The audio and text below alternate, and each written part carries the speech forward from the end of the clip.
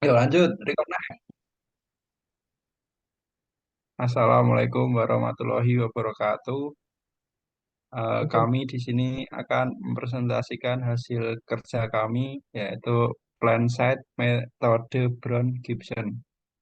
Sebelumnya, perkenalkan terlebih dahulu, saya Aditya Ananda Permadi dengan NIM 93 dan rekan saya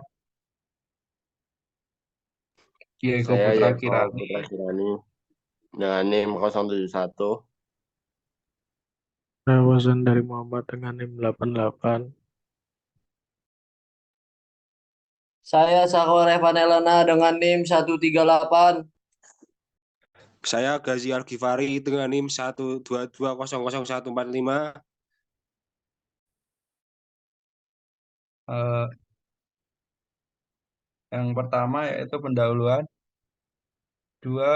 PT Dua Putra Jaya akan membangun pabrik untuk menjalankan bisnisnya yang berupa industri mainan kayu. Terdapat 4 alternatif lokasi usulan yang akan dijadikan sebagai lokasi pabrik dibangun.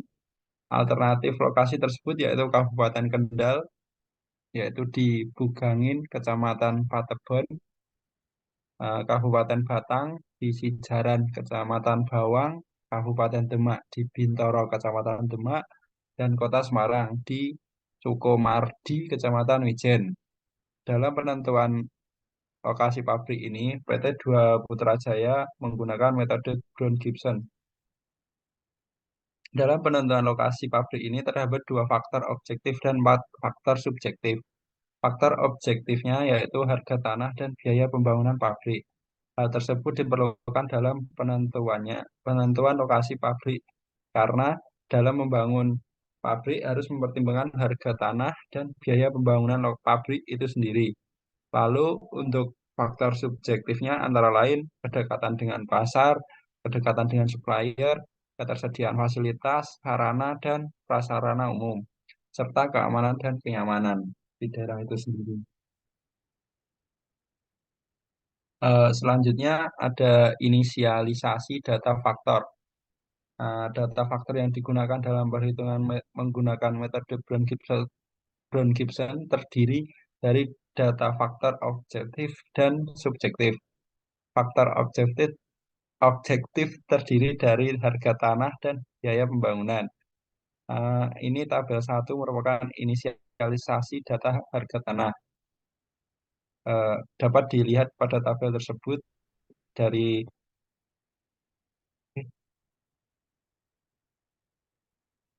dari harga tanah yang 1,5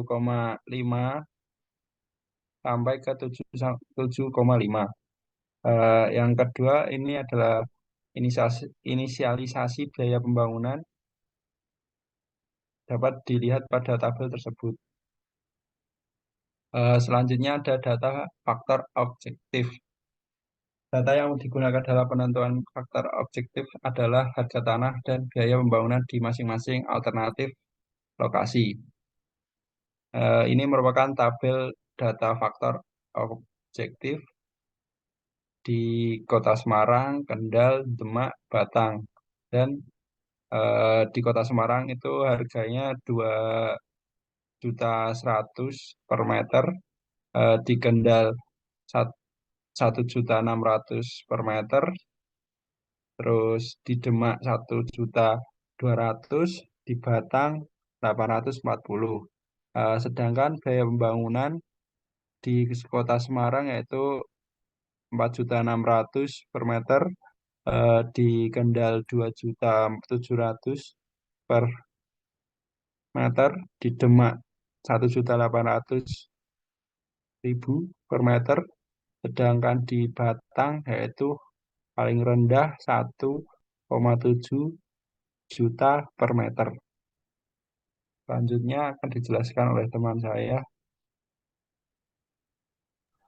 Ya, kemudian data faktor subjektif. Data yang digunakan dalam penentuan faktor subjektif merupakan kedekatan dengan pasar, kedekatan dengan supplier, ketersediaan fasilitas sarana serta prasarana umum, dan yang terakhir ada kenyamanan dan keamanan. Penilaian pada faktor subjektif ini menggunakan bentuk survei atau kuesioner dari 3 responden yang diantaranya 2 dari asisten PTLF. Nah, responden ini menentukan alternatif nilai dari masing-masing alternatif lokasi. Mungkin next. Nah, berikut merupakan perhitungan nilai objektif. Data yang digunakan dalam perhitungan nilai objektif dari Mbak Ovi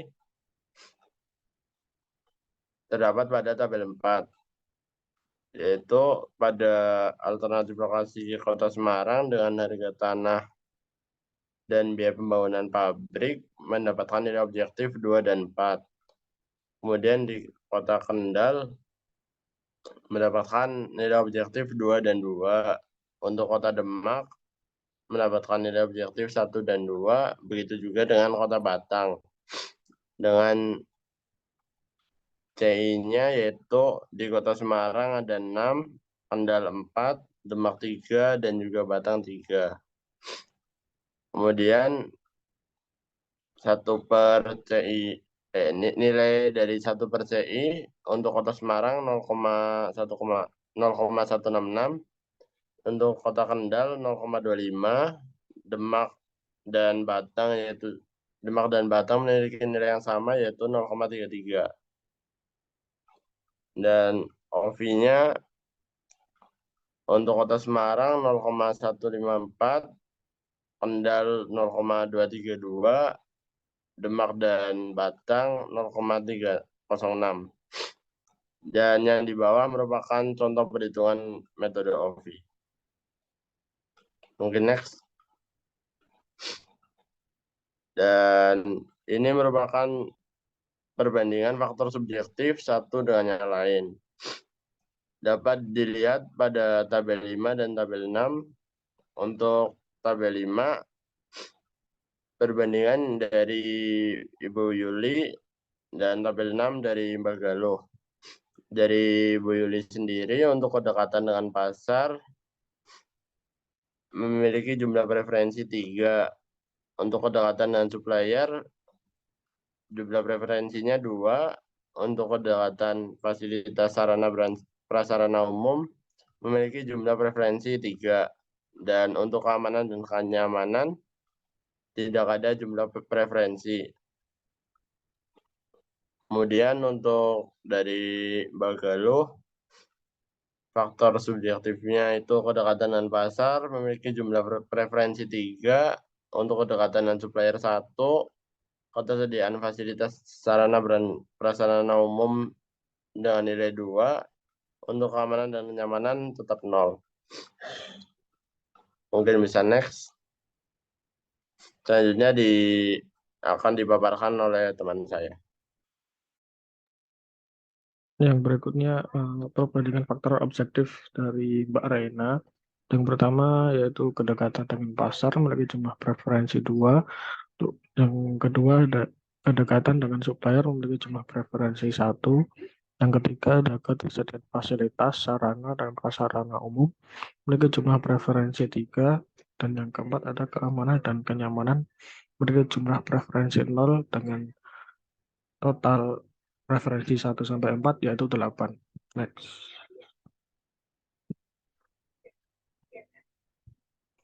Yang berikutnya merupakan perbandingan faktor subjektif antar alternatif lokasi. Ada tabel 8 yaitu kedekatan dengan pasar dari Bu Yuli memiliki jumlah preferensi 6. Yang berikutnya tabel 9 faktor kedekatan dengan supplier dari Bu Yuli memiliki jumlah preferensi 8. Tabel 10 faktor ketersediaan fasilitas sarana dan prasarana umum dari Bu Yuli memiliki jumlah preferensi 6. Yang berikutnya ada tabel 11 yaitu faktor keamanan dan kenyamanan dari Bu Yuli memiliki jumlah preferensi 6.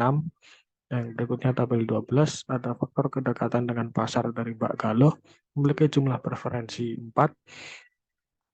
Yang berikutnya ada tabel 13 yaitu faktor kedekatan dengan supplier dari Mbak Galuh memiliki jumlah preferensi 7. Next.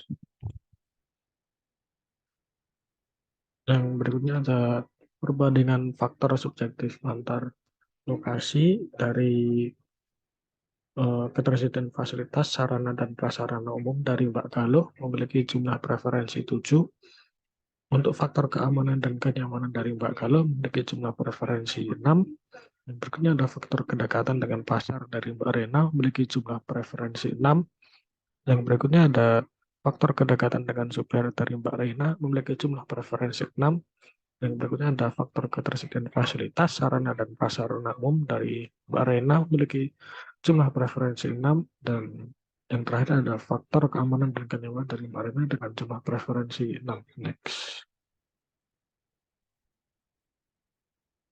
Ini yang berikutnya nanti dijelaskan untuk saya. Selanjutnya ada penentuan faktor subjektif dan menghitung nilai faktor subjektif. Di sini penentuan faktor subjektifnya ada yang pertama kedekatan dengan pasar, di bobot faktornya 0,251. Yang kedua ada kedekatan dengan supplier dengan bobot 0,228. Yang ketiga ada ketersediaan fasilitas sarana dan prasarana umum dengan bobot 0,241.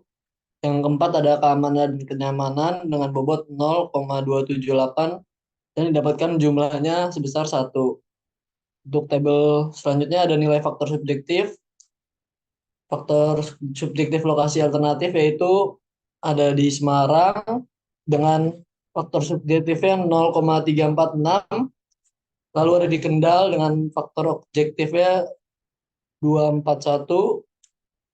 Selanjutnya ada di Demak dengan faktor subjektifnya 0,273. Selanjutnya ada di Batang dengan faktor subjektif 0,33. Selanjutnya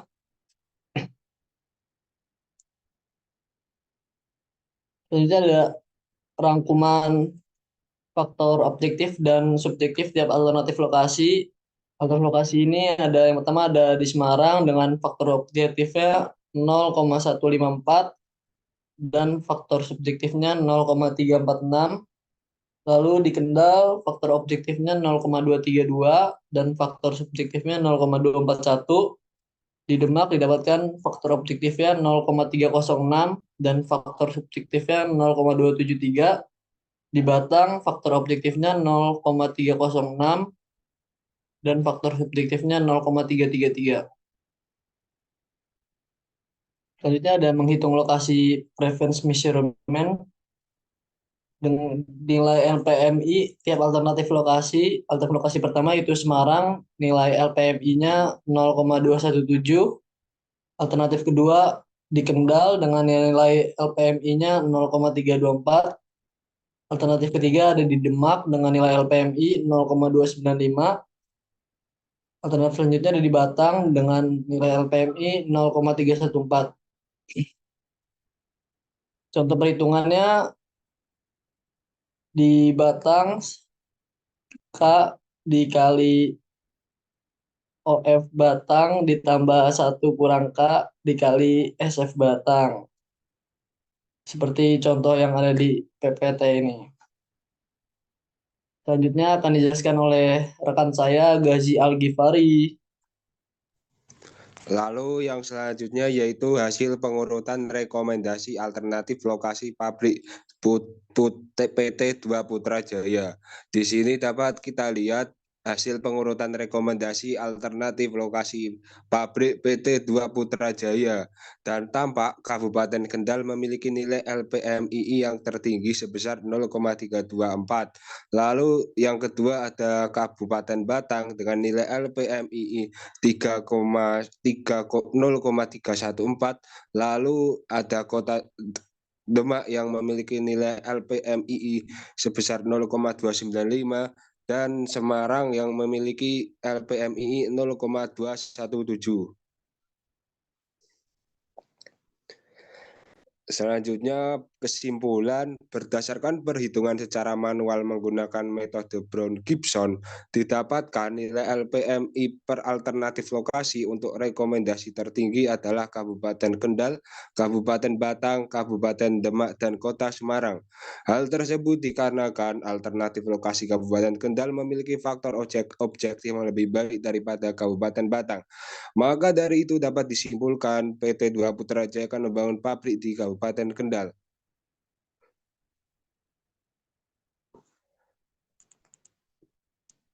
Selanjutnya saya kembalikan ke rekan saya. Selanjutnya, sekian dari kami. Bila ada salah kata, mohon maaf. Wassalamualaikum warahmatullahi wabarakatuh.